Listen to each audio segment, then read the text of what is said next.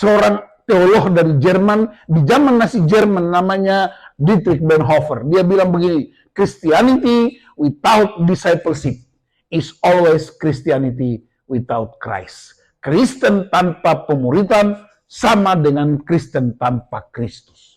Gereja tanpa pemuritan sama dengan gereja tanpa Kristus. Pemuritan menjadi gaya hidup Kristus. Saudara, kita dengar suara gembala, dan memang bulan ini bicara tentang prinsip-prinsip pembapaan. Ed Cole, dia bilang cacat terbesar dalam dunia ialah fatherlessness. Ketiadaan bapa. Pak Gembala kita mengungkapkan 3 prinsip bapa. Bapa sorgawi, bapa rohani, bapa jasmani. Dalam bulan ini, Rock menggunakan satu tema yang menarik, yaitu leading as influencer in my family. Bahasa sehari-hari, Bapak itu mesti berpengaruh. Tentu pengaruh yang positif. 1 Timotius 3 ayat 4 dan 5. Seorang kepala keluarga yang baik, disegani dan dihormati oleh anak-anaknya. Jikalau seorang tidak tahu mengepalai keluarganya sendiri, bagaimanakah ia dapat mengurus jemaat Allah?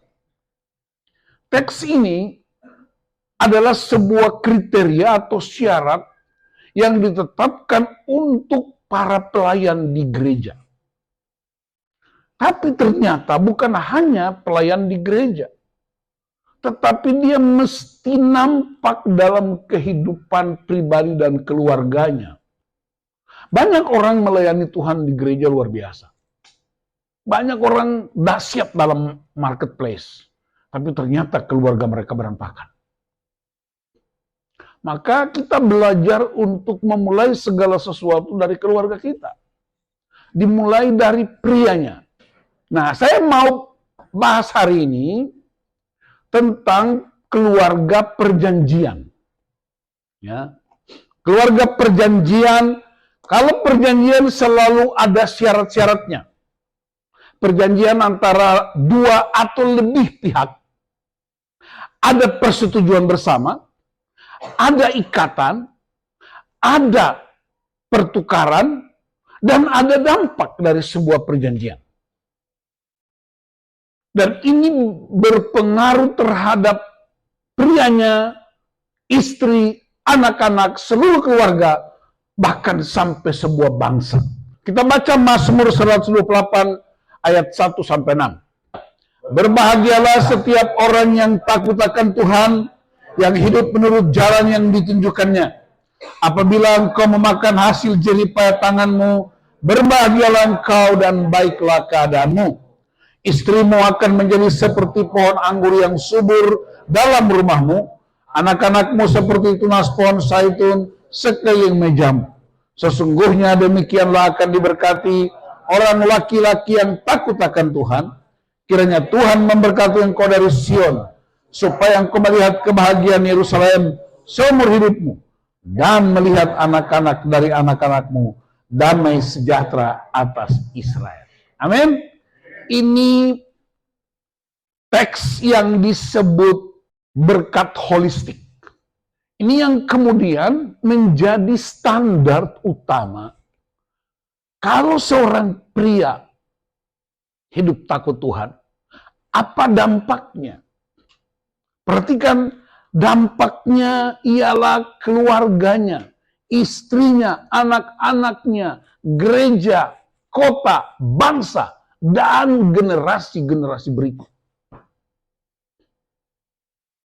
Saya terangkan satu-satu. Perjanjian itu selalu ada isi perjanjian. Orang yang kontrak rumah pasti ada perjanjian dengan pemilik rumah. Perusahaan-perusahaan apa saja, ya, saudara harus punya isi perjanjian dan disepakati.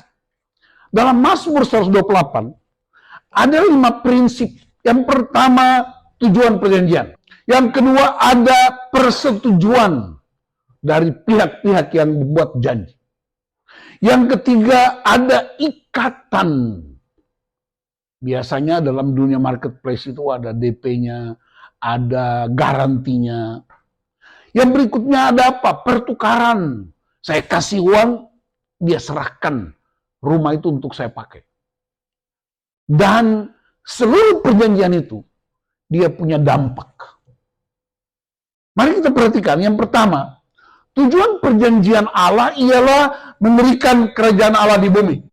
Bumi itu bisa rumah tangga, bisa pekerjaan, bisa bisnis kita, apa saja yang ada di muka bumi ini. Kita dapat otoritas untuk mengaturnya. Yang kedua, ada komunikator. Bukan wifi. Tapi apa? Roh Kudus yang mengkomunikasikan. Jadi Roh Kudus yang menolong kita untuk mengerti isi hati Tuhan dan bagaimana mempraktekkan firman dalam kehidupan sehari-hari. Yang berikutnya apa? Di dalam kerajaan Allah ada isinya. Isinya itu apa? Dunia mesti diselamatkan. Karena begitu besar kasih Allah akan dunia sehingga ia apa? Mengutus anaknya. Untuk apa? Menyelamatkan dunia. Jadi perjanjian itu bukan sekedar memenuhi syarat-syarat administratif, tapi ada isinya. Dan yang berikutnya apa? Proses dari semua prinsip itu, dia bernama discipleship, pemuritan. Sehingga satu ketika seorang teolog dari Jerman, di zaman Nazi Jerman namanya Dietrich Bonhoeffer, dia bilang begini, Christianity without discipleship is always Christianity without Christ. Kristen tanpa pemuritan sama dengan Kristen tanpa Kristus. Gereja tanpa pemuritan sama dengan gereja tanpa Kristus. Itu sebabnya pemuritan menjadi gaya hidup Kristus. Ibadah hari Minggu seperti ini wajib, biasa aja. Artinya rutinitas seolah-olah menunjukkan bahwa kita ini orang Kristen. KKR-KKR baik. Komunitas-komunitas baik. Tapi pemuritan itu mengimpartasikan hati Bapa kepada anak supaya anak kembali kepada Bapa. Itu sebabnya kita perjanjian lama ditutup dengan kalimat ini. Aku akan mengutus Nabi Elia kepadamu. Supaya dia mengembalikan hati Bapa kepada anak, hati anak kepada Bapa, supaya smite the earth with a curse, supaya kutuk tidak masuk. Nah, itu tutup, kemudian 400 tahun kemudian baru muncul Yesus datang sebagai penampakan perwujudan langsung dari hati Bapa kepada anak. Makanya ketika Yesus baptis, suara itu bilang begini, inilah anakku yang kukasihi, kepadanya lah aku berkenan. Proses surga dan bumi dihubungkan kembali melalui Kristus. Katakan amin. Nah, itu tujuan perjanjian, kerajaan Allah terjadi di bumi. Kalau begitu dalam perjanjian ada persetujuan. Ada bagian Tuhan, ada bagian kita. Ada yang disebut controllable, yang bisa saya kontrol. Tapi ada yang disebut uncontrollable, tidak bisa kita kontrol. Saya nggak bisa kontrol lahir dari ibu siapa, atau dari hubungan bapak siapa. Saya tidak bisa pilih saya dari suku mana, nggak bisa. Tapi saya bisa pilih siapa yang jadi istri saya. Karena saya yang pilih, saya mesti bertanggung jawab. Bilang amin. Jangan kita yang pilih, tapi orang tua suruh bertanggung jawab. Suruh gembala yang bertanggung jawab.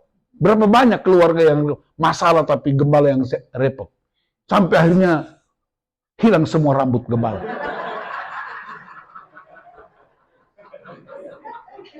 Jadi gembala-gembala yang rambutnya udah nggak ada, itu karena jemaat banyak masalah. Bukan. Dia bilang amin. Orang kalau botak depan, itu orang pintar.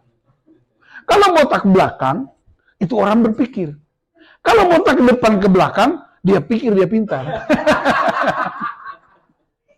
Tapi ingat, Alkitab bilang jangan hina orang botak. Nanti digigit beruang. Katakan, ada bagian saya.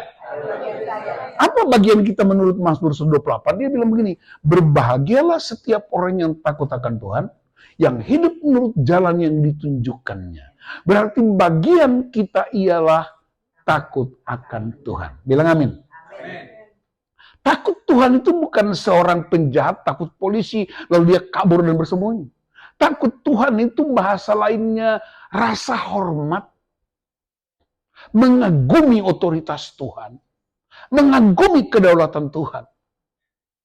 Ada begitu banyak problem yang kita hadapi, tetapi ada firman Tuhan berkata, rahmatnya selalu baru setiap pagi.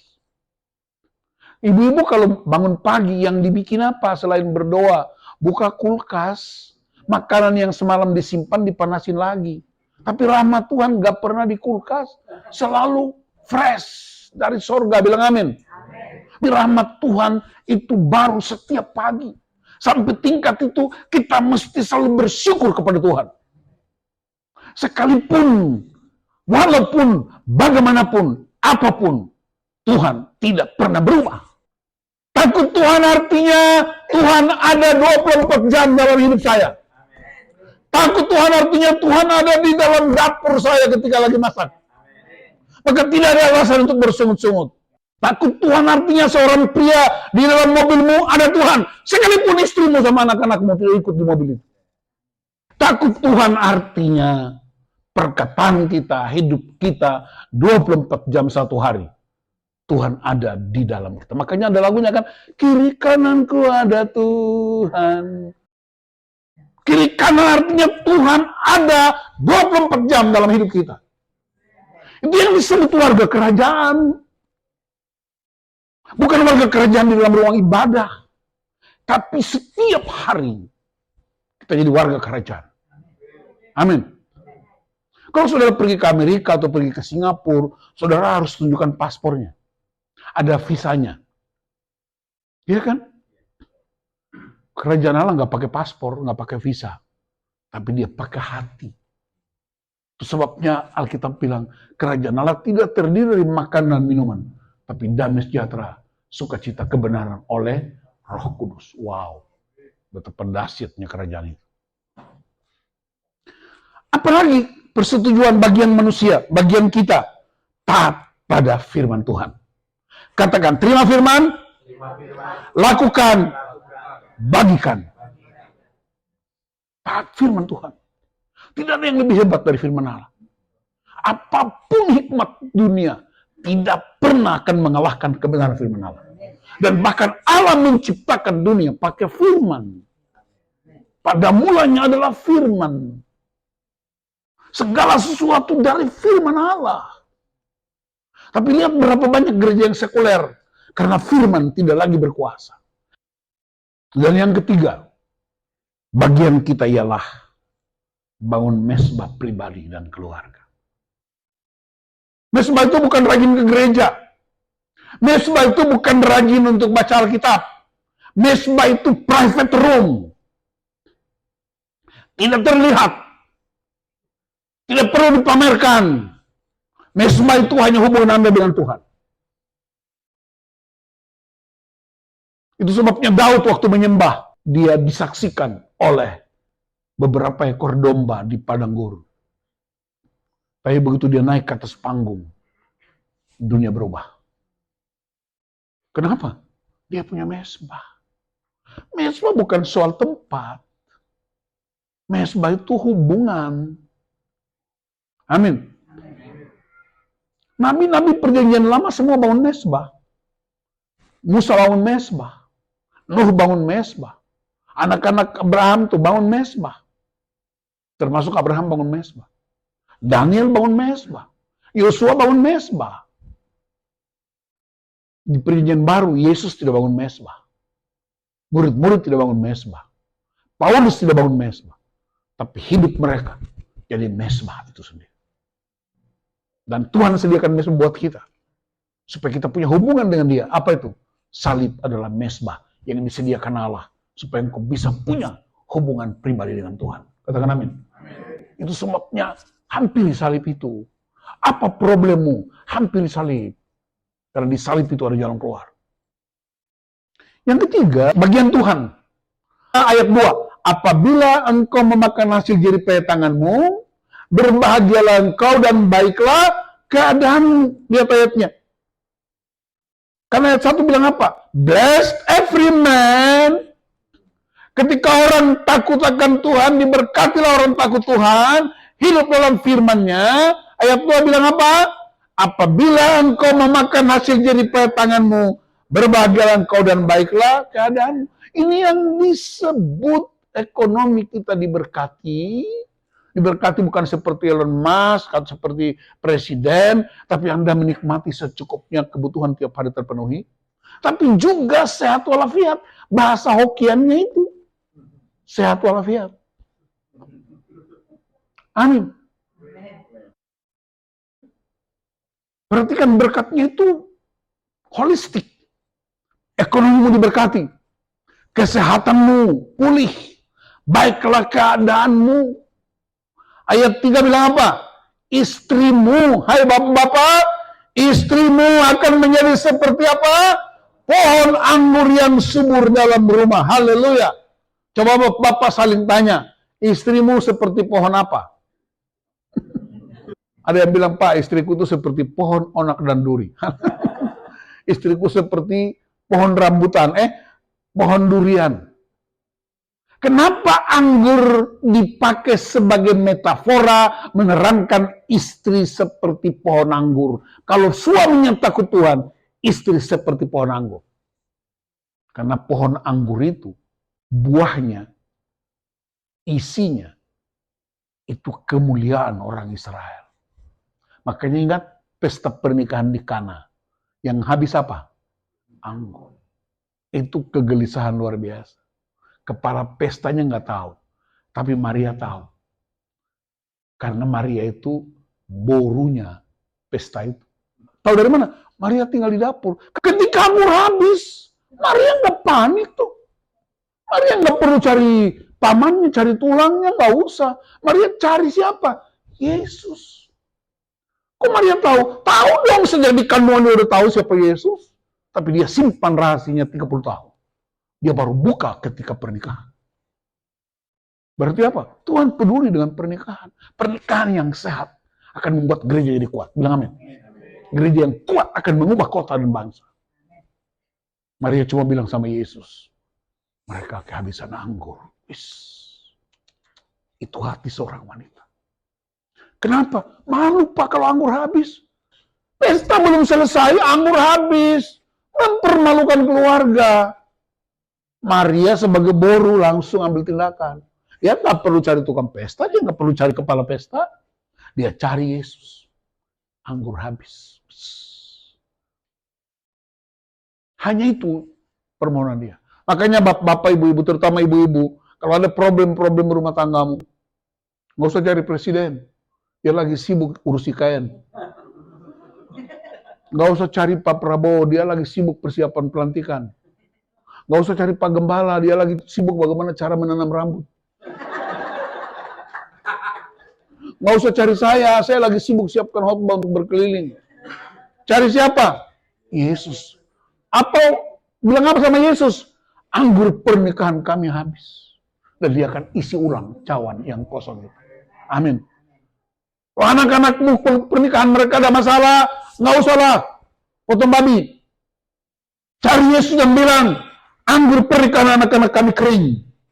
Dan anggur itu tersedia. Karena bukan pohon anggur ini, tapi darahnya. Kemudian orang pakai anggur. Dan Yesus pakai anggur untuk memberi bukti. Inilah darahku. Dan saya lihat sebentar kita makan perjamuan kudus. Pakai anggur tuh. Lihat kan betapa hebatnya pernikahan yang ditebus dengan darah Kristus. Istri seperti pohon anggur yang subur. Berarti ada apa? Ada kemuliaan bagi keluarga. Berarti ada apa? Ada pengharapan. Kebanyakan pria-pria boros. Kita udah kehabisan. Tapi ternyata di rumah masih ada kopi yang gula. Karena persediaan mama itu masih ada. Dia simpan mati. Ada waktu-waktu kritis dia keluarkan. Haleluya. Kalau anak-anak udah nempah, bagi transport dong. Ya nggak ada. Mami aja. Mami ada. Ya biasa mereka kan simpan. Dan bapak tidak boleh tahu karena bapak suka boros. Makanya Tuhan pakai istilah, istrimu akan seperti pohon anggur yang subur dalam rumah. Kalau pria takut Tuhan. Amin. Perhatikan ayat 3. Masih ada 3. Anak-anakmu seperti tunas pohon zaitun sekeliling meja. Pohon zaitun adalah pohon terkuat di muka bumi. Di Getsemani yang sudah pernah ke sana ada 8 pohon zaitun. Masih kuat sampai hari ini, usianya lebih tua dari Yesus. Dan waktu bumi dimusnahkan dengan air bah, setelah 40 hari, Nuh lepaskan burung merpati. Setelah burung gagak nggak pulang karena ketemu bangkai. Ya kan? Begitu lepaskan burung merpati balik ke Bahtera. Bawa apa? Daun zaitun. Semua pohon dan segala sesuatu mati selama 40 hari. Hanya pohon zaitun yang hidup. Jadi kata ini dipakai untuk menunjukkan krisis semacam apapun yang melanda dunia ini. Anak-anakmu tetap kuat. Karena bapaknya takut Tuhan. Bilang amin. Ya dong. Bapaknya kuat dengan firman Allah. Bapaknya nggak harus pintar-pintar banget. Tapi dia punya mesbah pribadi dengan Tuhan. Dia nggak akan takut apapun karena anak-anak mereka. Seperti pohon zaitun. Sekeliling meja artinya apa? Nggak takut kelaparan. Selalu tersedia. Tengah-tengah malam tuh jam-jam 2, saya dengar tapi kan di lantai atas tuh kamar. Tapi saya cepat bangun biasanya jam 2, jam 3. Tiap hari udah begitu. Dengar di bawah itu ada goreng nasi, ada dadar, telur dadar. Ternyata begitu saya ngintip ke bawah, anak saya nomor 1 ini. Dia lagi bikin dadar. Ambil dari mana? Di kulkas. Siapa yang simpan? Maminya. Haleluya. Berarti apa? Ada persediaan. Tengah malam begitu nggak ada makanan. Buka kulkas ada telur. Amin. Makanya jangan sembarangan sama istri. Haleluya. Baru apa, Bu? Ibu baru apa? Dari Manado. Oh, Manado. Memang Batak Manado. Oh, ini perbaikan keturunan ya. Makanya Sharon sedikit agak putih dikit ya. Puji Tuhan karena ikut warna mamanya. Haleluya. Ada perbaikan. Saya juga perbaiki keturunan, Pak. Istri saya orang Dayak, makanya anak saya putih. Jadi pria-pria berbahagialah. Ada perbaikan keturunan. Haleluya. Anak-anakmu seperti tunas pohon zaitun sekeliling mejamu. Ada ikatan perjanjian. Apa ikatannya? Biasanya ada meterai 6.000. Ada stempel, ada tanda tangan. Tapi ternyata ikatan perjanjian itu darah Yesus. Dimulai di mana? Taman Eden. Ketika Adam dan Hawa jatuh dalam dosa, apa yang Tuhan lakukan? Dia sembelih seekor hewan, yaitu domba. Darah domba dipercikan. Kulitnya dipakai untuk menutupi rasa malu pria dan wanita yang bikin dosa. Jadi waktu bikin dosa Tuhan gak buang, tapi dia tutup engkau dengan darahnya. Itu sebabnya pengakuan terhadap Kristus itu lebih dahsyat dari apapun yang kita alami. Kita orang tidak sempurna, suami bisa salah, istri bisa salah, anak-anak bisa salah. Tapi ikatannya tidak pernah berubah. Darah Kristus yang mengikat perjanjian kita. Amin. Wow. Jangan kita main-main dengan gereja. Jangan main-main dengan firman Tuhan. Jangan main-main dengan darah Kristus. Bahkan di perjamuan kudus orang sembuh. Istri saya pernah minum waktu Kevin umur berapa? Kevin anak kami yang nomor 2 sekarang 24 tahun. Dia masih di kandungan maminya. Dan dokter vonis ada mium. Itu mengkhawatirkan. Siap-siap untuk operasi. Besok pagi hari Minggu begini saya pimpin perjamuan kudus. Darah Kristus sanggup menyembuhkan. Tubuh Kristus sanggup menyembuhkan. Makan itu perjamuan. Dalam iman. Besok ke dokter. Tidak jadi operasi. Kenapa? Minumnya udah nggak ada. Betapa hebatnya kuasa itu. Ini saudara yang hari ini mau makan perjamuan kudus. Pastikan bahwa itu kuasa darah Kristus. Pastikan itu tubuh Kristus. Dan Anda yang sakit pasti sembuh. Karena itu bukan janji saya. Itu penetapan Tuhan. Itu ikatannya. Meterai bisa diganti. Tanda tangan bisa dipalsukan.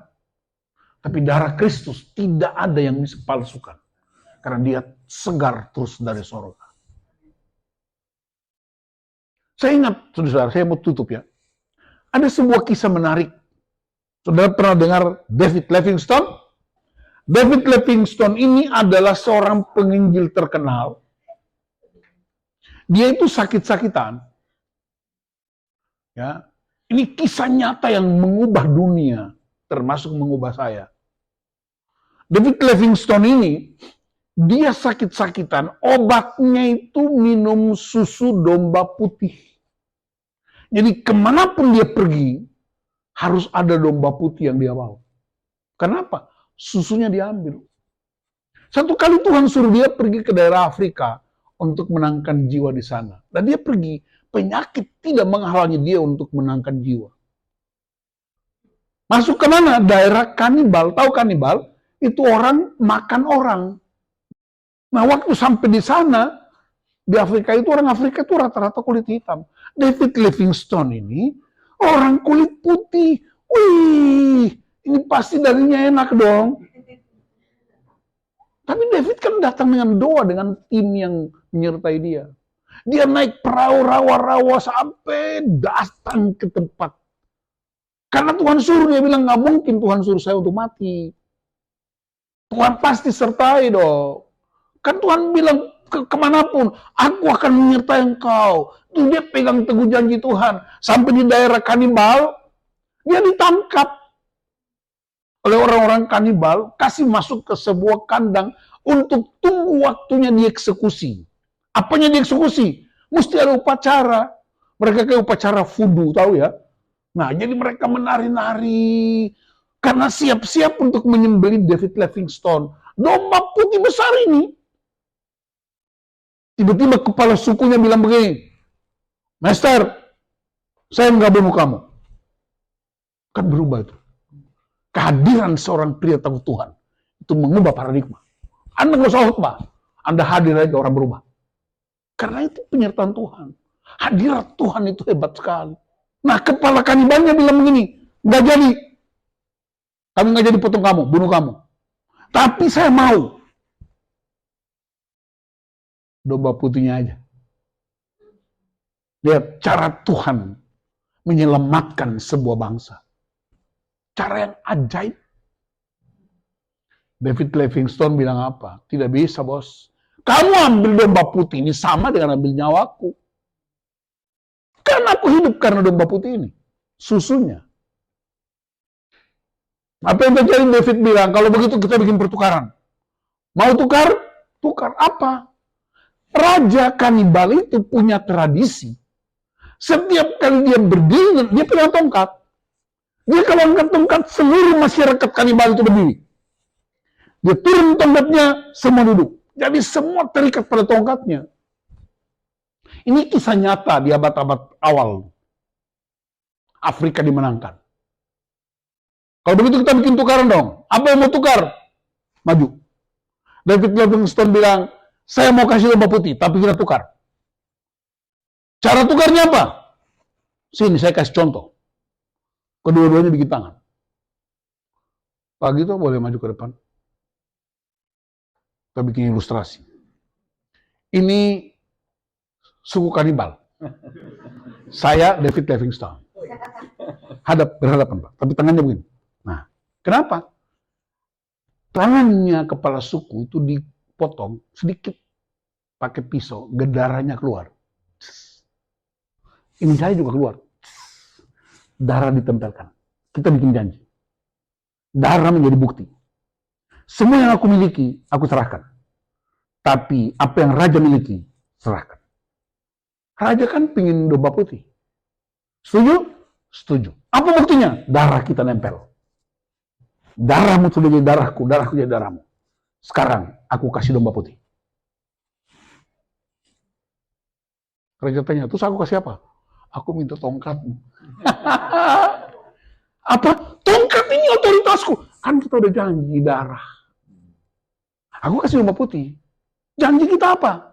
Tukar. Ini domba putih. Jadi tongkat. Begitu David Livingstone angkat tongkat, seluruh rakyat berdiri, termasuk kepala suku berdiri. David turunkan tongkat, semua turun menyembah. Di saat itulah dia punya otoritas. Sampaikan firman Tuhan. Aku juga tunduk. Ada tongkat yang jauh lebih hebat.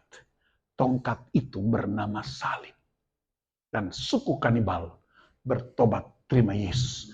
Karena David bersedia untuk melakukan pertukaran. Jadi mau supaya keluarga kita pulih? Tukar. Tukar apa? Tukar ego kita dengan kemuliaan Tuhan. Tukar kesombongan kita. Tukar si panggarun kita itu. Orang Ambon bilang makam puji. Tukar semua. Itulah perjanjian. Ada pertukaran yang sempurna. Kalau itu kita praktekkan, bukan saja kita yang pulih, tapi satu bangsa diubahkan. Perhatikan, ya. Apa yang kita wariskan? Roh takut Tuhan. Apa itu? Setia lakukan firman Tuhan. Mulai dari apa? Mesbah-mesbah pribadi kita. Pertukaran itu penting. Ucapkan sama-sama, katakan, Yesus dihukum supaya saya diampuni. Yesus disakiti supaya saya disembuhkan. Yesus tanggung rasa malu saya supaya saya terima kemuliaan. Yesus ditolak supaya saya diterima oleh Bapa. Yesus menjadi suatu kutuk supaya saya menerima berkat. Yesus menjalani kematian supaya saya menerima kehidupan. Amin. Itu namanya keluarga perjanjian. Ada bagian Tuhan, bagian kita. Jangan urus bagian Tuhan. Setia dengan bagianmu. Tuhan lepaskan berkat. Bilang amin. Istri sembuh. Anak-anak kuat. Perhatikan ayat. Sion itu gereja. Kembali ke ayat slide pertama. Sion itu apa? Gereja. Itu gambaran gereja. Ayat 5. Kebahagiaan Yerusalem, kota.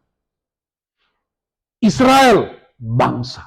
Jadi satu pria yang takut Tuhan, kesehatan keluarganya dijamin oleh Tuhan. Kebutuhan mereka dijamin oleh Tuhan. Istrinya jadi wanita mulia. Anak-anaknya kuat. Gereja menjadi pola pemulihan. Kota dipulihkan. Bangsa mengalami pemulihan. Prianya apa? Perhatikan ayat 4. Sesungguhnya demikianlah akan diberkati orang laki-laki yang takut akan Tuhan. Bahasa aslinya El Gibor, pahlawan. Pria itu pahlawan bagi anak-anaknya. Jangan tulangmu yang jadi pahlawan. Jangan paman menjadi pahlawan. Jangan presidennya jadi pahlawan anak-anak. Bapaknya jadi pahlawan buat anak-anak. Tuhanlah El Gibor. Dan ayat itu bilang apa? Melihat anak-anak dari anak-anakmu. Siapa? Cucu-cucu kita. Saya berdoa supaya sebelum Tuhan panggil saya lihat cucu-cucu saya. Itu kebahagiaan. Itu yang disebut pria yang berdampak, pria yang berpengaruh, seorang ayah yang baik. Bagaimana mungkin dia bisa pimpin orang lain kalau keluarganya berantakan? Maka mari kita kembali ke rumah, back to home. Ada 5 H yang sangat terkenal. Itu ada house, gedung, rumah. House jadi apa? Home. Makanya home sweet home. I like my home, bukan I like my house. Karena house bisa direnovasi setiap saat. Tadinya kita di lantai atas, tapi karena lutut sudah gemetar karena usia, maka kita tukar tempat anak-anak di atas, kita di bawah. Habis house apa? Karena home yang nggak bisa menikmati kedaulatan Tuhan, dia berubah jadi apa? Hotel Vega. Hotel itu tugasnya hanya terima tamu, kemudian tamunya keluar. Jadi rumah kita udah seperti hotel. Bapak datang cuma ganti baju, pergi lagi. Kalau hotel itu berubah jadi apa? Hell, neraka. Tapi karena Kristus yang datang dalam kerajaannya, dan orang-orang roh takut akan Tuhan, maka dia kembali jadi hope. Ada pengharapan. Hope itulah yang kemudian Kristus berotoritas. Jadilah home, sweet home. Betapa dahsyatnya keluarga yang hidup dalam perjanjian Tuhan. Amin. Saya berdoa supaya Rock Serpong menjadi keluarga perjanjian. Bukan dengan dunia, tapi dengan Tuhan. Karena dunia mengecewakan. Dunia tidak bisa menjamin apa-apa. Tapi Tuhan menjamin. Rahmat-Nya baru setiap hari. Aku akan menyertai engkau sampai akhir zaman.